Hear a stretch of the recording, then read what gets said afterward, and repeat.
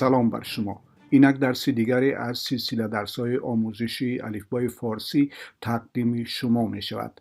امیدوارم دفتر و خودکارتان را آماده کرده باشید تا محتوای این درس را بنویسید و بعداً آن را تکرار کنید. در این درس با حرف‌های دال، ر، ز و نون و چند علامت دیگر آشنا می شویم. موفق باشید. حرف دال به چنین شکل نوشته می شود و آوازی د را ifade می کند.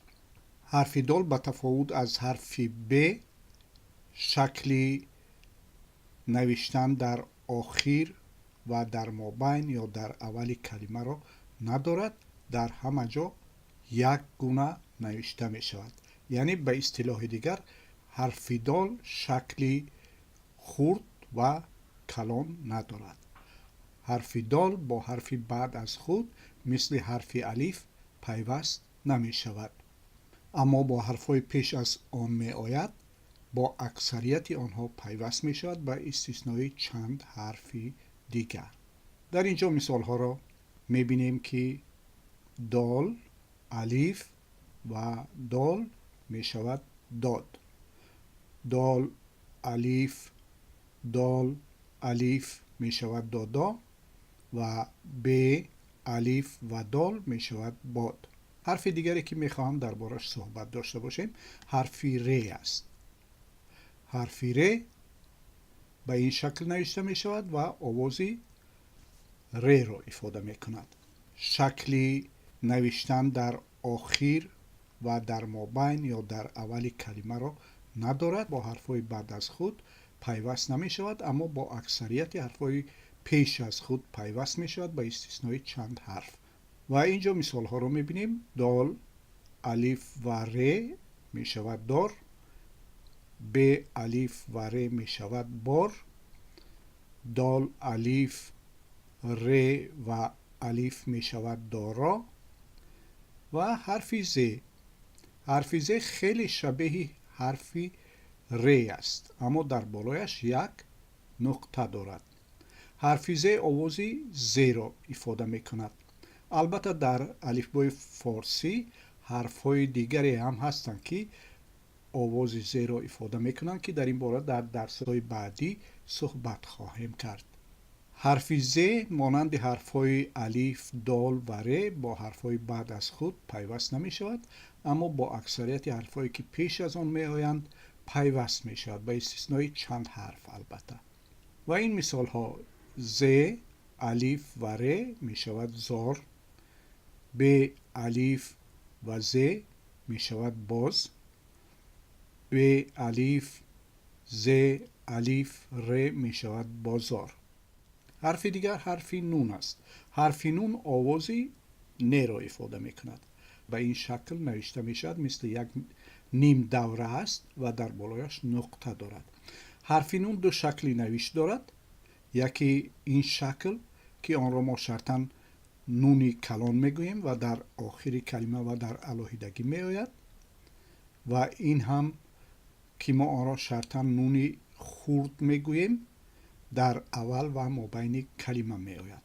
به خاطر چی ما حرفای نون کلان و نون خرد گفتیم؟ به خاطر اینکه شما در الفبای سیریلیک عادت کرده اید که حرفای کلان و خرد بگویید، برای همین هم ما اینجا کلان و خرد گفتیم، وگرنه در الفبای فارسی همچون مفهوم های حرفای کلان و خرد وجود ندارد.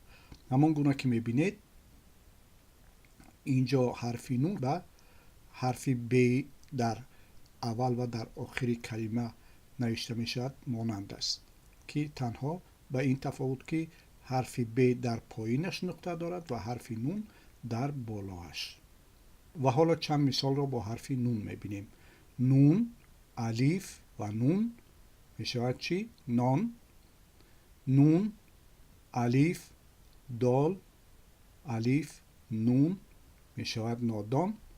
در این کلمه ها شما نون را در اول کلمه می بینید و نون را در آخری کلمه می بینید که به چی شکل نوشته می شود. اینجا هم می بینید در اولی کلمه و در آخری کلمه به چی شکل نوشته می شود. و اینجا کلمه دال، الف و نون در مابین کلمه و الف شد دانا. نون در اول کلمه، الیف و ز می شود چی؟ ناز.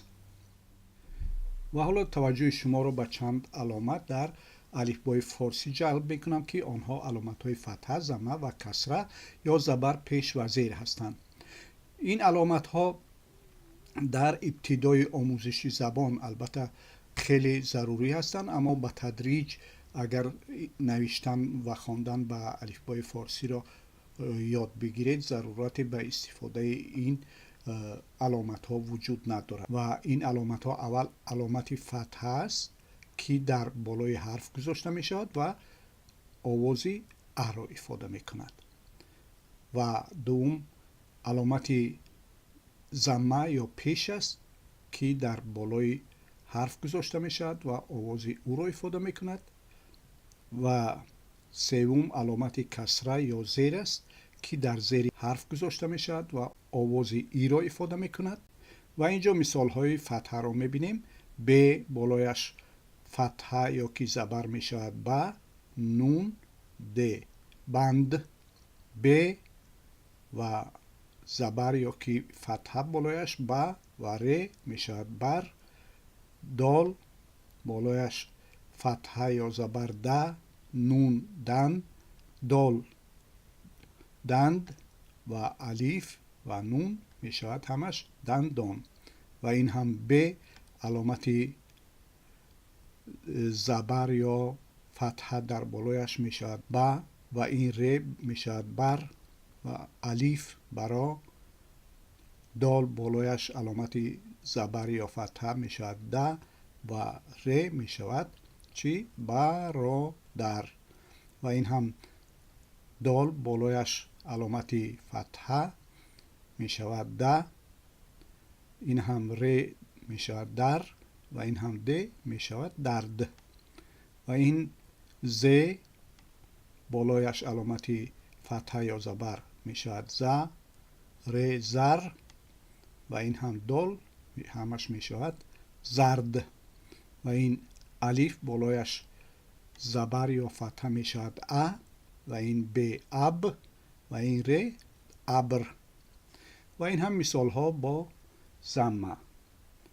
ب پیش یا ضمه بالایش گذاشته می شود بو، ر بور و این دال همش می شود برد. دال بالایش ضمه دو و این ز دوز و این دال دزد. دال بالایش این علامت که باشد می شود دو، ر دور و دال می شود درد. ب علامت پیش یا ضمه بالایش بو و ز می شود بوز. و مثال ها با کسره.